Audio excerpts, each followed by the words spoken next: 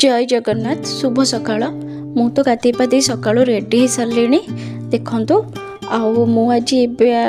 आज मो गोपाल लड्डू गोपाल रखी मुझे प्रतिदिन गाधाए पिंधाए से आज मुझे देखेबी। देखो मो लड्डू गोपाल शोचती जो उठेब टे घंटी बजे उठेब कहीं सी होती छोट पिला जमी आम छोट पिला को हठात उठेदेले सी डरी जाती चमकी जाती सेमती सी भी चमकी पड़ती से पाखे फास्ट टे आम घंटी बजेदेवा तापर आम उठेबा मुझे फास्ट पाखे टे घंटी बजे दिए तापर मुझे उठाए उठाइला जेहेतु ठंडा टे पड़ू से मुझे दीटा ब्लांकेट पकई देची कहीं आमको जमी ठंडा लगुच भी सेमती ठंडा लगुच ना जेहेतु सी आम पुओ माने मुझे पुओ करी मो पुओ सी तो मो पुओ मो पिला को मुझे केयर ने भी मुझे केयर ने कहीं सी होचने मो पिला मो छोट पिला सी तो मुझे भलसे घोड़े दिए ठंडा हम बोली मुझे गोटे मशारी आनी से शोचती जेहेतु मशा एवं होती से छोट छुआ को मशा कामुड़े ना से मुझे गोटे मशारी आनी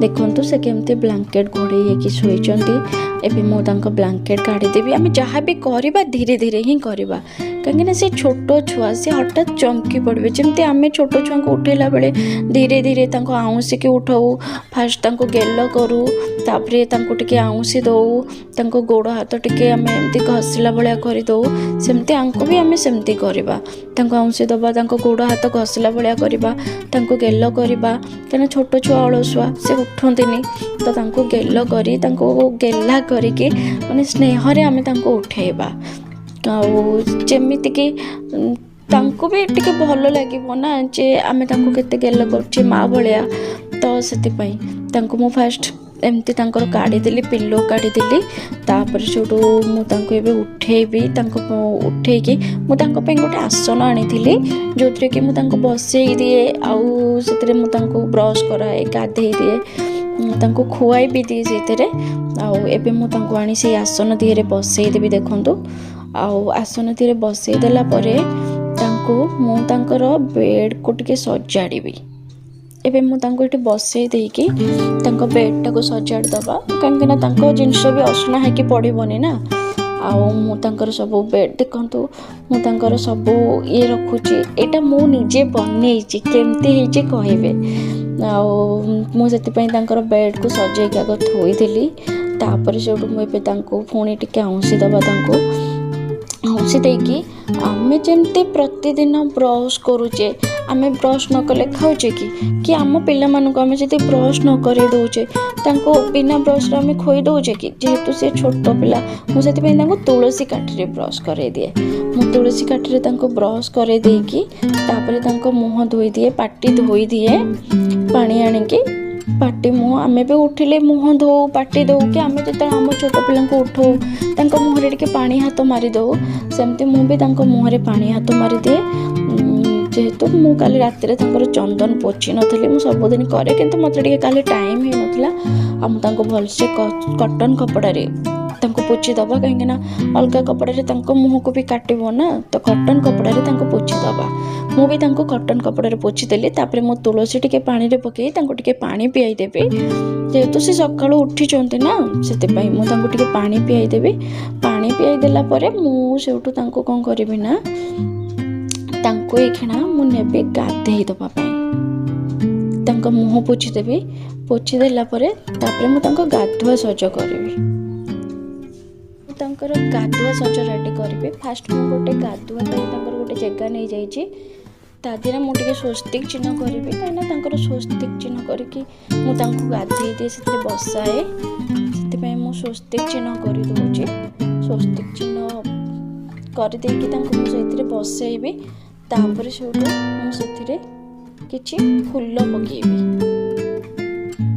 पकेबी फूल पकईकी तादीर मुझे किछि पानी देवी से गाधेवाई जेहेतु गाधेवाटा हमें भलसे गाधे दबा जमती मुझे पानी देवी तुलसी टे पकाए से मुझे मैंने पुणी गोटे गड़े पानी नेबी ऊपर ढालिया से अगरू टे से पानी रे पकाए ଅଗୁରୁ ପକେଇକି ଅଗୁରୁରେ ମୁଁ ତାପରେ ଗଙ୍ଗା ପାଣି ବି ମୁଁ ସେଥିରେ ପକାଏ। ଗଙ୍ଗା ପାଣି ତାଙ୍କୁ କାହିଁକିନା ଆମେ ନର୍ମାଲ୍ ପାଣିରେ ବି ଗାଧେଇ ଦେଇପାରିବା, ହେଲେ ମୋ ପାଖରେ ତ ଅଛି ସେଥିପାଇଁ ମୁଁ ପକାଉଛି। ଆଉ ଯଦି ନାହିଁ ତାହେଲେ କେବଳ ଆମେ ତୁଳସୀ ଆଉ ଗଙ୍ଗା ପାଣି ତ ସବୁ ଠାକୁର ଘରେ ଥିବ, ତ ଗଙ୍ଗା ପାଣି ଏମିତି ପକେଇକି ତାଙ୍କୁ ଗାଧେଇ ଦେଇପାରିବା। ତାପରେ ମୋ ପାଖରେ କର୍ପୂର ଥିଲା, ମୁଁ ଟିକେ କର୍ପୂର ପକାଉଛି। କର୍ପୂର ତାଙ୍କୁ ଟିକେ ବାସ ପାଣି ଟିକେ ଭଲ ଲାଗେ, ସେଥିରେ ମୁଁ ଟିକେ ଚନ୍ଦନ ମିଶାଉଛି। ଚନ୍ଦନ ମିଶାଇଲା ପରେ ମୁଁ ସେଥିରେ ଟିକେ ଫୁଲ ବି ପକାଇବି, ଆଉ ଟିକେ ହଳଦୀ ମୁଁ ମିଶାଏ। ଯେହେତୁ ସେ ଟିକେ ବେଶୀ ମାନେ ବାସୁଥିବା ପାଣିରେ ସେ ଟିକେ ଗାଧେଇବା ପାଇଁ ଭଲ ପାଆନ୍ତି ନା, ସେଥିପାଇଁ ମୁଁ ସେଥିରେ ଟିକେ ହଳଦୀ ପକାଇଲି, ଫୁଲ ପକାଇଲି। ପକାଇକି ଏବେ ମୁଁ ତାଙ୍କୁ ଧୀରେ ଚନ୍ଦନ ଲଗାଇଦେବି।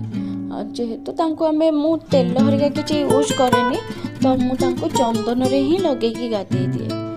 ତେଲ ହରିକା ମୁଁ ଜାଣିନି ୟୁଜ୍ କରନ୍ତି କି ନାହିଁ, ବହୁତ ଲୋକ କରନ୍ତି, ହେଲେ ମୁଁ ତ ତାଙ୍କୁ ଚନ୍ଦନ ଲଗେଇ ଦିଏ। ମୁଁ ସେଥିପାଇଁ ତାଙ୍କୁ ଚନ୍ଦନରେ ଫାଷ୍ଟ ଭଲସେ ଲଗେଇ ଦିଏ। ଚନ୍ଦନ ଲଗେଇ ତାଙ୍କୁ ମୁଁ ଯେଉଁ ଗାଧୁଆ ଆମର ଜାଗାଟା ଅଛି ମୁଁ ତା ଦେହରେ ବସେଇକି ତାପରେ ତାଙ୍କୁ ପାଣି ଢାଳେ। ଆଉ ପାଣି ଢାଳିଲା ପରେ ମାନେ ବେଳେ ମୁଁ ଓମ୍ ବାସୁଦେବାୟ ନମ କୁହେ, ଓମ୍ ବାସୁଦେବାୟ ନମ। ଆଉ ଯେତେବେଳେ ମୁଁ ତାଙ୍କୁ ଗାଧେଇ ଦିଏ ମୁଁ ଗୋଟେ କଟନ୍ କପଡ଼ାଟି ରଖିଥାଏ, କାହିଁକିନା ତାଙ୍କ ଦେହରେ ଚନ୍ଦନ ଗୁଡ଼ାକ ଲାଗି ଯାଇଥାଏ, ତାକୁ ବି ଆମେ ପୋଛିବା ନା, ସେଥିପାଇଁ ମୁଁ ତାଙ୍କୁ ସେଇ ଓଦା କରିକି ସେଇଥିରେ ପୋଛି ଦିଏ। ପୋଛି ଦେଇକି ତାପରେ ପୁଣି ଟିକେ ପାଣି ଢାଳି ଦିଏ।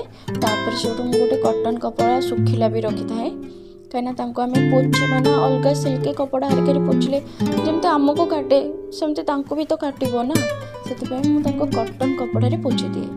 ପୋଛି ଦେଇକି ଭଲ ଭାବେ ତାଙ୍କୁ ମୁଁ ପୋଛି ଦେବି, ପୁରା ପାଣି କାଳେ ଲାଗିବ।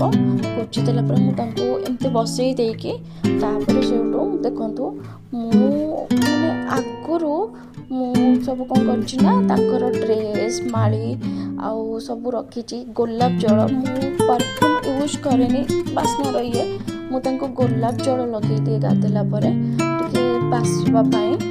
ଆଉ ତାପରେ ମୁଁ ଗୋଟେ ଛୋଟ ଡାଲାରେ ତାଙ୍କର ସବୁ ଜିନିଷ ଆଗରୁ ସଜେଇକି ରଖିଦେଇଛି। ତାଙ୍କର ଏ ମୁକୁଟଟା ମୁଁ ନିଜେ ତିଆରି କରିଛି, ଆଉ ମୟୂର ଚୂଳ, ତାଙ୍କ ଡ୍ରେସ୍, ତାଙ୍କର ଚୁଡ଼ି ସବୁକିଛି ମୁଁ ରଖିଦେଇଛି। ଯେହେତୁ ମୋ ଲଡ଼ୁ ଗୋପାଳ ବହୁତ ଛୋଟ, ସେ କାନ ଫୁଲ ଲଗେଇ ପାରନ୍ତିନି, ସେଥିପାଇଁ ମୁଁ ତାଙ୍କର କାନ ଫୁଲ ଆଣିନି। ଆଉ ସବୁ ମୁଁ ରେଡ଼ି କରି ରଖିଛି। ଏବେ ମୁଁ ତାଙ୍କୁ ଡ୍ରେସ୍ ବି ପିନ୍ଧେଇ ଦେଲି। ଡ୍ରେସ୍ ପିନ୍ଧିକି ସେ ରେଡ଼ି ହେଇଗଲେ। ତୁଳସୀ ମାଳ ତାଙ୍କ ବେକରେ ମୁଁ ସବୁବେଳେ ପକାଇଥାଏ, କେବେ ବି କାଢ଼େନି। ତାପରେ ସେଇଠୁ ମୁଁ ତାଙ୍କୁ ଏବେ ମାଳି ପିନ୍ଧେଇ ଦେବି। ଯେହେତୁ ସେ ସଜ ହେବାକୁ ଭଲ ପାଆନ୍ତି, ସେଥିପାଇଁ ମୁଁ ସବୁବେଳେ ତାଙ୍କୁ କ'ଣ କରେ ନା, ଆମେ ତ ମେକଅପ୍ କରେଇବାନି, କାହିଁକିନା ଆମ ଛୁଆ ହେଇଥିଲେ ଆମେ କ'ଣ ତାଙ୍କୁ ମେକଅପ୍ କରେଇଥାନ୍ତେ କି କିଛି ପ୍ଲାଷ୍ଟିକ୍ କଲର୍ରେ, ସେଥିପାଇଁ ମୁଁ ତାଙ୍କୁ ଚନ୍ଦନରେ ସଜେଇ ଦିଏ।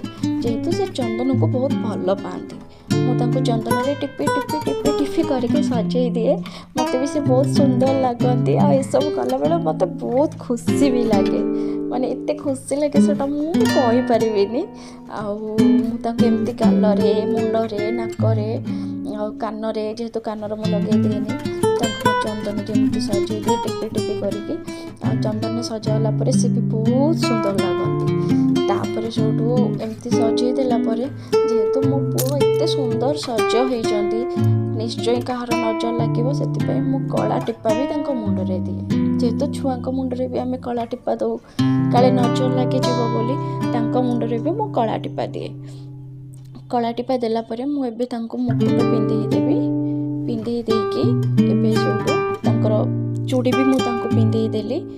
ଆଉ ତାପରେ ତାଙ୍କୁ ଆଉ କ'ଣ ସଜ କରିବି, ଫାଇନାଲି ମୋ କାହ୍ନା ରେଡ଼ି ହେଇଗଲା, ପୁରା ସଜେଇ ଦେଲି। ଏବେ ମୁଁ ତାଙ୍କ ଆସନକୁ ସଫା କରିଦେବି।